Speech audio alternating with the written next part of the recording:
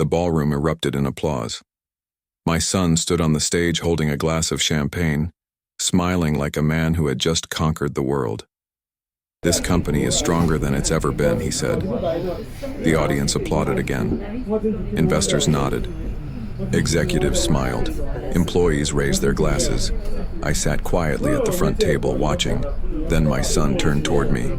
The hardest part of growing this company was carrying dead weight from the previous generation. Laughter rolled across the room. Not everyone laughed. Some people looked uncomfortable. A few lowered their eyes.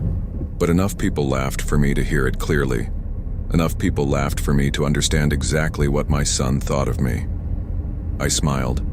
Not because the joke was funny. Because nobody in that ballroom knew something my son had forgotten years ago.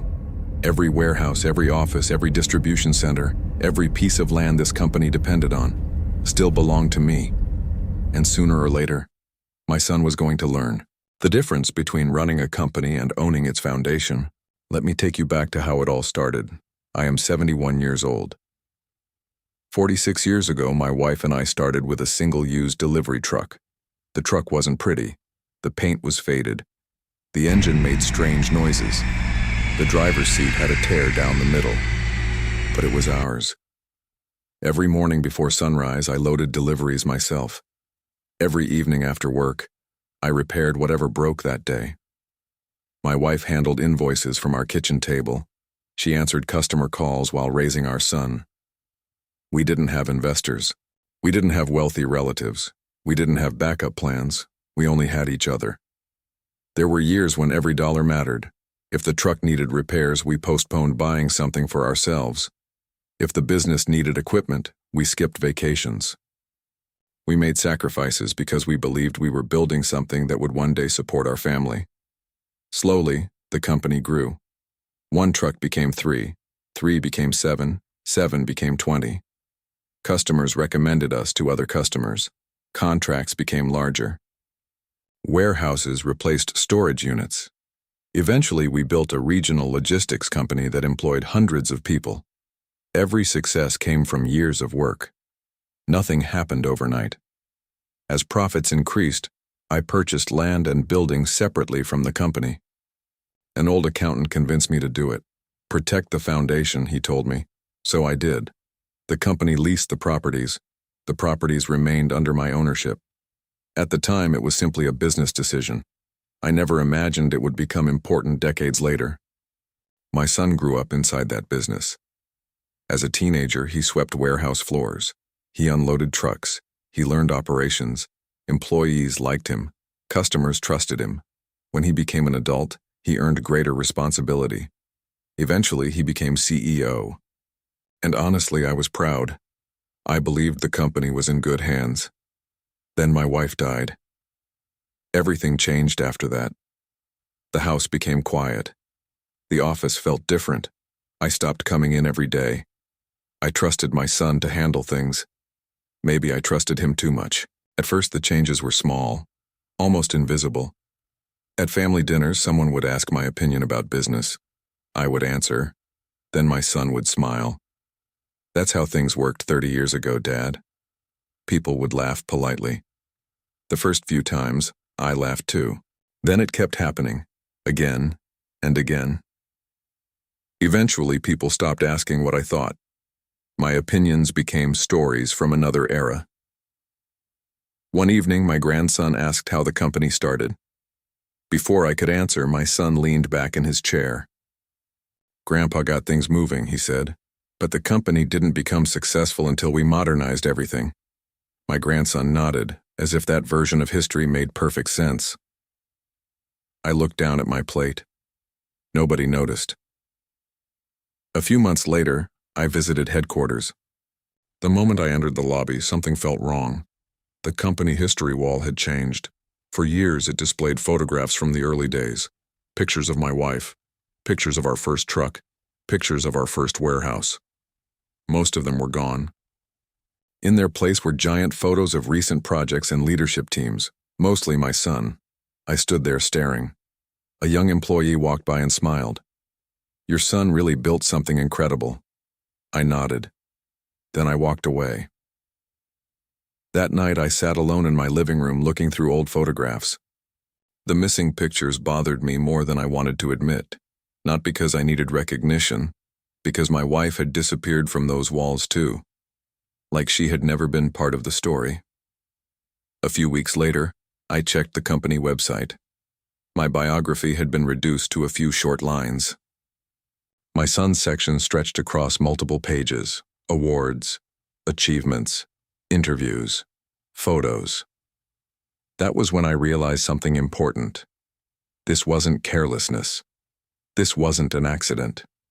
Someone was slowly rewriting the company's history. And for the first time, I began wondering what else had been changed while I wasn't looking. The more I thought about it, the harder it became to ignore. The missing photographs, the shortened biography, the jokes at family dinners. Individually, none of those things seemed important. Together, they told a different story. A story I didn't want to believe. For the first time in my life, I began wondering if my own son was trying to erase me. A few weeks after the retirement party, I stopped by headquarters again. Nobody expected me that day. I liked it that way. People behaved differently when they didn't know you were watching. As I walked through the building, I noticed several framed photographs stacked against a wall near a storage room.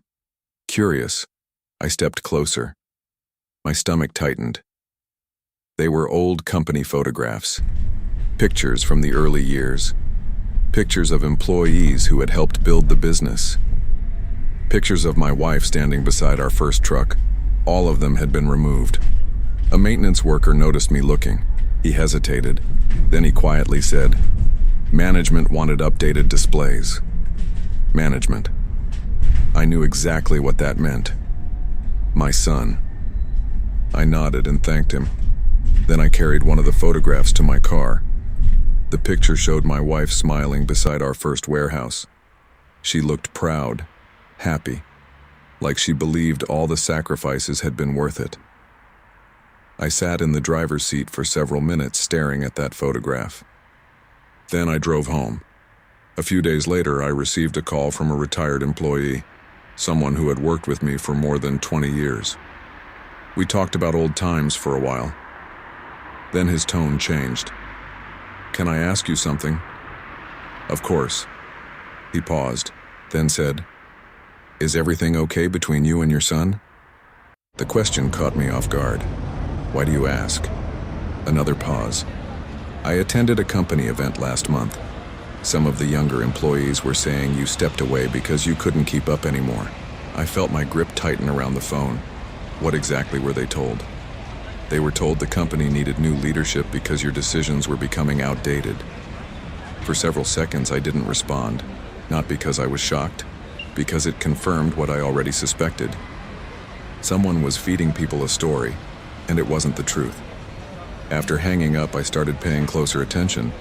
The more I looked, the more I found. Company newsletters barely mentioned the early years. Internal presentations focused almost entirely on recent leadership. New employees knew my son's story. Very few knew mine. Even worse, very few knew anything about my wife. The woman who had helped build the company from our kitchen table had almost disappeared from its history. That hurt more than anything. One afternoon, I stopped by headquarters unexpectedly. As I walked past a conference room, I heard my daughter-in-law speaking to a group of new managers. She didn't know I was there. "His contributions were important in the beginning," she said. "But every company reaches a point where older leadership needs to step aside." Someone asked a question. She laughed softly. "Let's just say the company is much more efficient now." Several people laughed.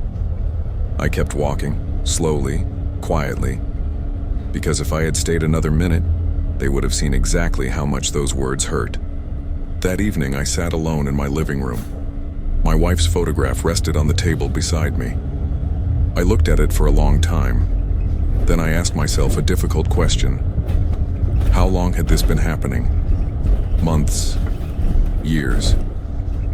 Had my son been rewriting our story while I was grieving my wife? The thought stayed with me. Then something happened that changed everything. A longtime attorney called me unexpectedly. His voice sounded nervous. "Have you approved the acquisition?" I frowned. What acquisition? Silence. The kind of silence that tells you bad news is coming. Then he explained. My son was negotiating the sale of the company. Not a small deal. A massive acquisition. The kind that would put millions of dollars into people's pockets. I listened carefully. When he finished, I asked only one question. Do the buyers know who owns the properties? The silence that followed was even longer.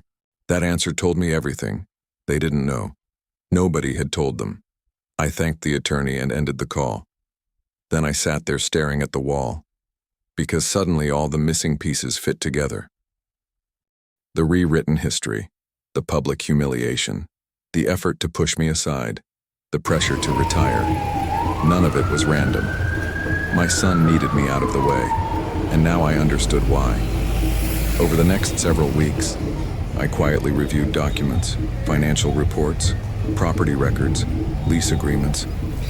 The deeper I looked, the worse things became. Investor presentations described company assets that didn't belong to the company. Sales documents implied ownership that didn't exist. Everything depended on one assumption, that I would cooperate. Then, one afternoon, my son arrived at my house carrying a folder. The moment I saw it, I knew. He sat across from me and slid the folder across the table. Dad, I need your signature. I opened it. Property transfer documents. The same properties that supported the entire company. Close the folder? No, my son blinked, as if he hadn't expected resistance. Dad, this is just a formality. No. His expression hardened. You need to let go. No. The room became very quiet. For several seconds, neither of us spoke. Then he leaned forward. If you don't sign, you're going to hurt a lot of people. I looked directly at him. The company has used those properties for decades. Exactly. And now suddenly you need ownership? His jaw tightened. You don't understand modern business. I almost laughed. 46 years building the company. And now I didn't understand business. The irony would have been funny if it wasn't so sad. My son stood up. This deal is happening. I remained seated, not without my signature. For the first time, I saw real anger in his eyes, not frustration, not disappointment, anger. Then he left. A week later, I attended a meeting at headquarters. The meeting ended early. As I walked down the hallway, voices carried through a partially open conference room door. Wasn't trying to listen. Then I heard my son speak. The old man doesn't understand business anymore. Laughter followed. My stomach sank. Then he continued. We'll get his signature eventually. More laughter. Stood frozen in the hallway. And in that moment, everything became clear. The disrespect was intentional. The erasure was intentional. The pressure was intentional. My son didn't see me as his father anymore. He saw me as the final obstacle standing between him and the future he wanted, and that was the moment I stopped feeling disappointed and started preparing for the truth to come out. That moment changed. Something inside me, not my emotions, not my memories, my direction. For weeks I had been reacting, watching, listening, collecting pieces of a story I was not supposed to see, but now I stopped reacting. Now I started planning. Quietly, carefully. The first thing I did was call my old accountant.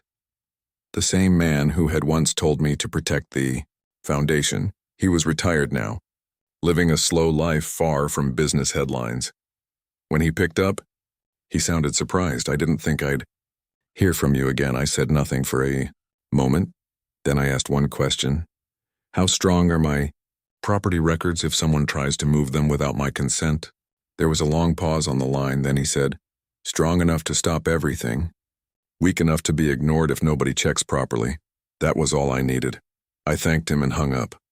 That night, I didn't sleep, not because I was angry, because I finally understood the shape of the trap my son had built.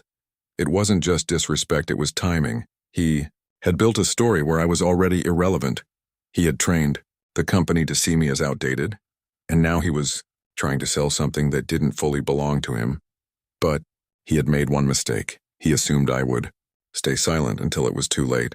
The next morning, I made 3 phone calls, one to a legal advisor, one to a property registrar contact I had known for decades, and one to a senior board member who still remembered who signed the first payroll when the company almost collapsed.